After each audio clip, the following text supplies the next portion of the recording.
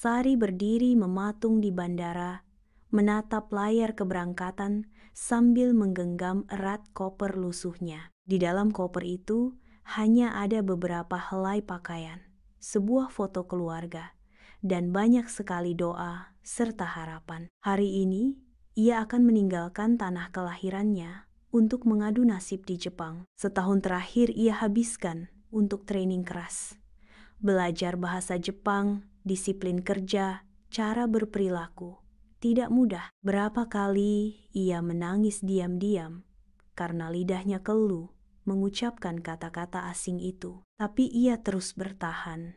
Semua demi harapan sederhana, membantu orang tuanya yang sudah renta, membangun rumah kecil, dan memberi adik-adiknya masa depan lebih baik. Ibunya menggenggam tangan Sari erat-erat sebelum keberangkatan. Berangkatlah nak, tapi jangan pernah kehilangan hatimu, bisik ibunya.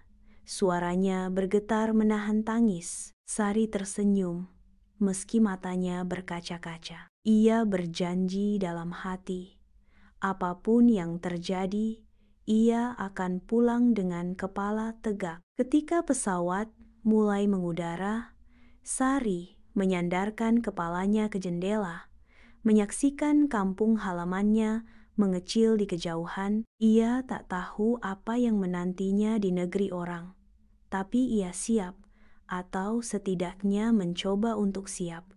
Di dalam hatinya, campur aduk antara rasa takut, rindu, dan segunung tekad.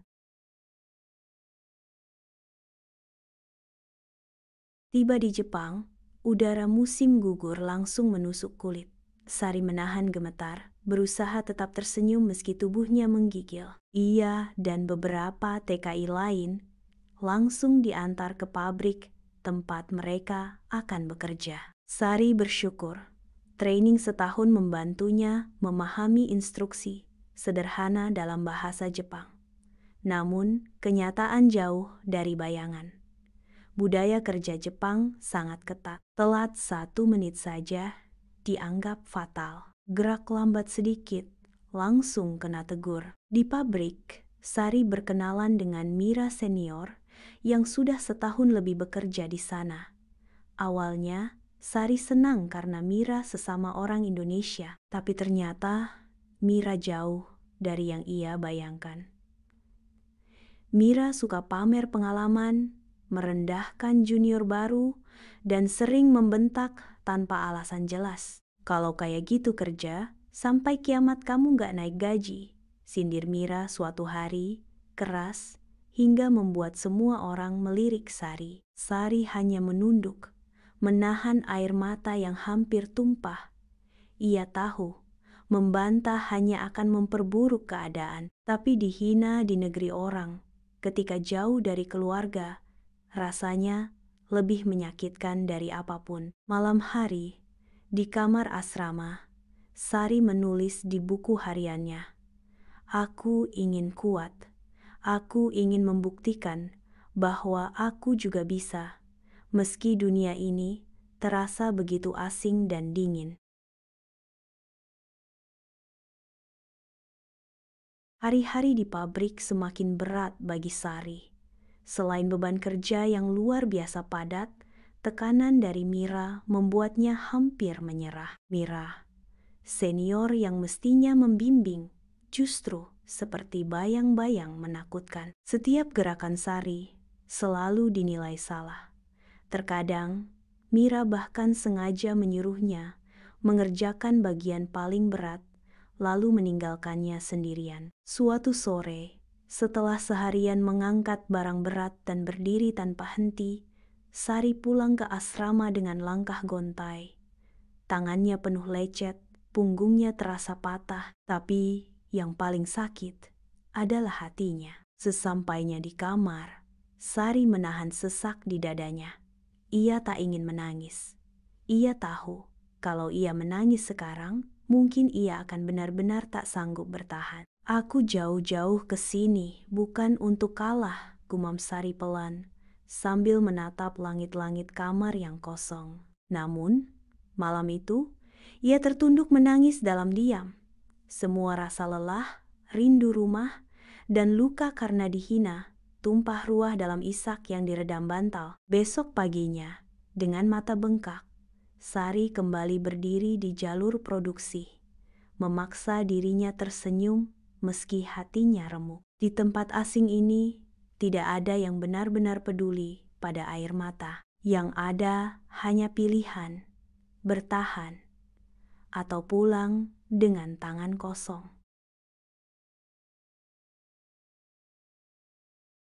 Beberapa minggu berlalu. Pada suatu siang, saat istirahat makan, Sari menerima surat dari Indonesia. Itu surat dari ibunya. Dengan tangan gemetar, Sari membuka amplopnya. Isinya sederhana. Tulisan tangan ibunya yang sedikit bergetar. Bercerita tentang kehidupan di kampung halaman. Tentang adik Sari yang baru lulus sekolah. Tentang ayahnya yang semakin sakit-sakitan.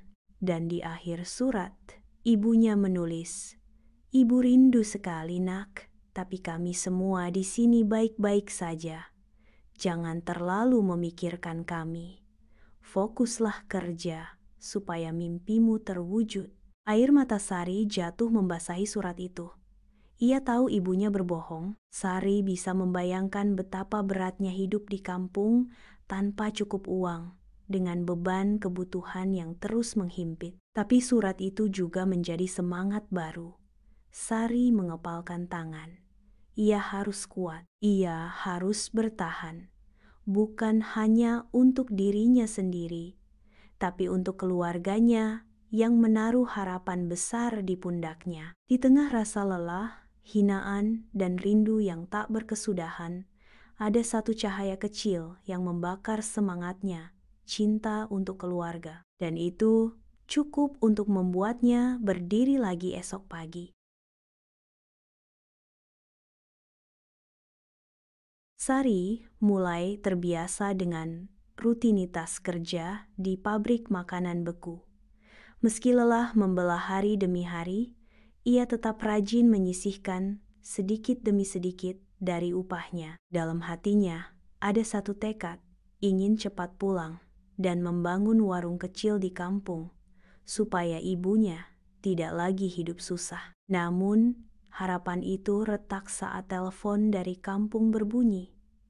Kakaknya mengabarkan ibu mereka jatuh sakit keras dan butuh biaya besar untuk berobat. Panik, Sari menghubungi pihak penyalur tenaga kerja, berharap ada keringanan atau bantuan dana.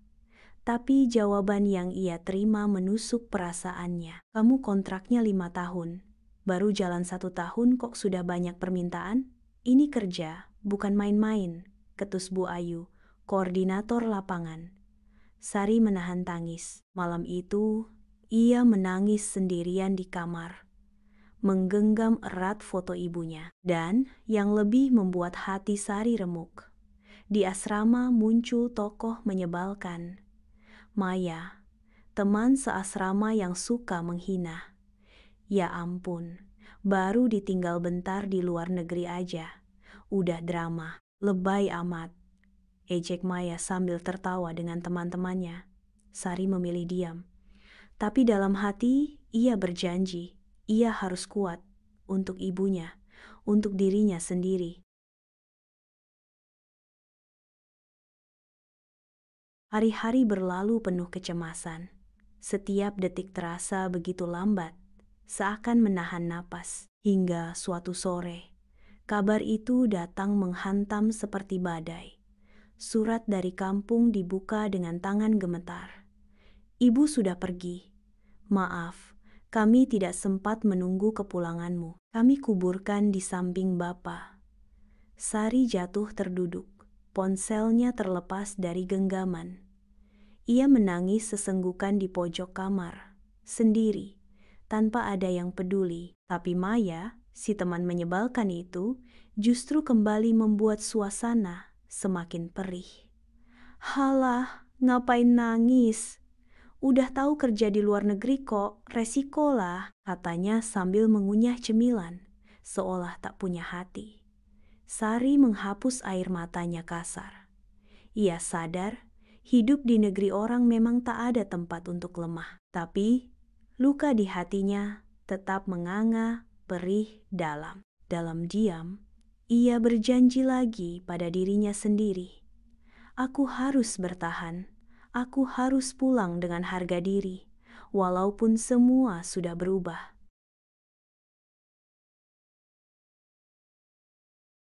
Sejak kepergian ibunya, Sari menjadi sosok yang jauh lebih pendiam. Ia bekerja seperti robot pagi bangun, kerja, pulang, tidur. Tak ada senyum, tak ada tawa. Hanya tatapan kosong yang menghuni wajahnya. Setiap hari, Maya, si teman sekamar yang menyebalkan, justru makin menjadi-jadi. Udah kerja di Jepang tapi masih miskin aja ya. Kasihan banget. Jangan-jangan gajimu cuma cukup buat beli tisu buat nangis. Tawa sinis Maya dan gengnya membuat dada Sari makin sesak. Tapi ia tetap diam. Sampai pada suatu malam, Maya terang-terangan membuka koper milik Sari tanpa izin. Kamu ngapain? Bentak Sari untuk pertama kalinya bersuara lantang. Aku cuma mau lihat, siapa tahu ada surat warisan dari ibumu yang katanya mati itu. Ucapan Maya membuat seluruh ruangan terdiam. Teman-teman lain geleng kepala, tapi tak ada yang berani melawan Maya. Sari hanya bisa menangis lagi, tapi malam itu ia sadar, bukan hanya tenaganya yang terjual, tapi juga harga dirinya diuji habis-habisan. Kontrak kerja Sari akhirnya selesai setelah bertahan 3 tahun. Ia pulang ke kampung dengan koper tua dan hati penuh luka. Tak ada ibu yang menyambut di halaman. Tak ada senyum yang menanti. Rumah ibunya kini sudah berubah. Adiknya menjual sebagian tanah warisan untuk bayar utang. Kami nggak tahu harus bagaimana, Mbak, ucapnya lirih. Sari hanya mengangguk. Ia tak ingin menyalahkan siapapun. Ia hanya duduk di dipan kayu tua peninggalan ibunya, menggenggam batu nisan yang dibuat seadanya. Aku pulang, Bu, tapi semuanya sudah tidak sama. Di malam sunyi, Sari membuka dompet kecilnya yang penuh dengan lembaran yen hasil kerja kerasnya dan satu foto lama. Dirinya dan ibu di sawah tertawa. Ia menangis, pelan tapi dalam. Dan di akhir cerita ini, hanya satu yang tersisa dari perjalanan panjang seorang anak perempuan yang bertahan di negeri orang. Kekuatan untuk tetap hidup, walau tak ada lagi alasan untuk bahagia. Kalau kisah Sari menyentuh hatimu, bantu share video ini, dan jangan lupa subscribe untuk semangat bercerita sedih lainnya yang penuh pelajaran hidup.